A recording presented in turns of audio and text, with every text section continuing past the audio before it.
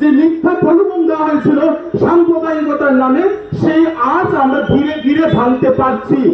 ধর্ম নিরপেক্ষতা শুধু হিন্দুদের ক্ষেত্রে, আজকে বাংলাদেশ তার প্রকৃষ্ট উদাহরণ। যে দেশের মধ্যে হিন্দুরা সংখ্যাগরিষ্ঠ, সেই দেশের সংখ্যালঘুরা নির্যাতিত না, কিন্তু বাংলাদেশ, পাকিস্তান, অন্যান্য রাষ্ট্র তার প্রতীক, তার নিদর্শন। যেখানে হিন্দুরা সংখ্যালঘিষ্ঠ সেখানে হিন্দুরা নির্যাতিত, শুধু নির্যাতিত নয়, সেখানে হিন্দুর মা বোনের ইজ্জত লুণ্ঠিত, সেখানে হিন্দুকে মিথ্যা অপবাদে পুড়িয়ে রাজসড়কের মধ্যে জ্যান্ত পুড়িয়ে দেওয়া হয়।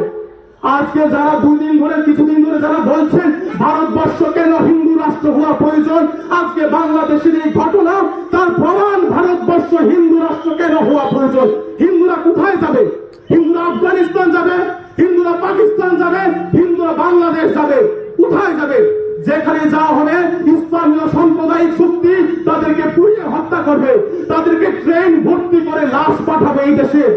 স্বাধীনতার আগে, স্বাধীনতার পরে, আজ 2025 তাই প্রমাণ যে সাম্প্রদায়িক শক্তি এখনো আছে। ইসলামীয় শাসন ব্যবস্থা যে তারা শুরু করেছে, তার প্রকৃষ্ট নিদর্শন। দয়া নেই, মায়া নেই, মমতা নেই। তার একমাত্র কারণ হিন্দুরা এখনো সাম্প্রদায়িক, হিন্দুরা এখনো, আমরা বিশ্বাস করি ধর্ম নিরপেক্ষতায়।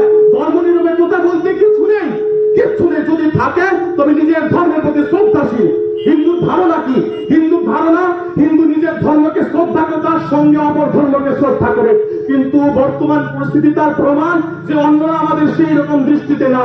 তো আজকে থেকে আমাদের শপথ করতে হবে, যারা আমাদেরকে ভাই মনে করে, যারা আমাদেরকে ভালোবাসে, আমরা শুধু তাদেরকেই ভালোবাসবো। যারা আমাদেরকে অত্যাচার করে, যারা আমাদের ঘরের ছেলেকে পুড়িয়ে মারে, তাদেরকে আমরা ভাই মানবো না।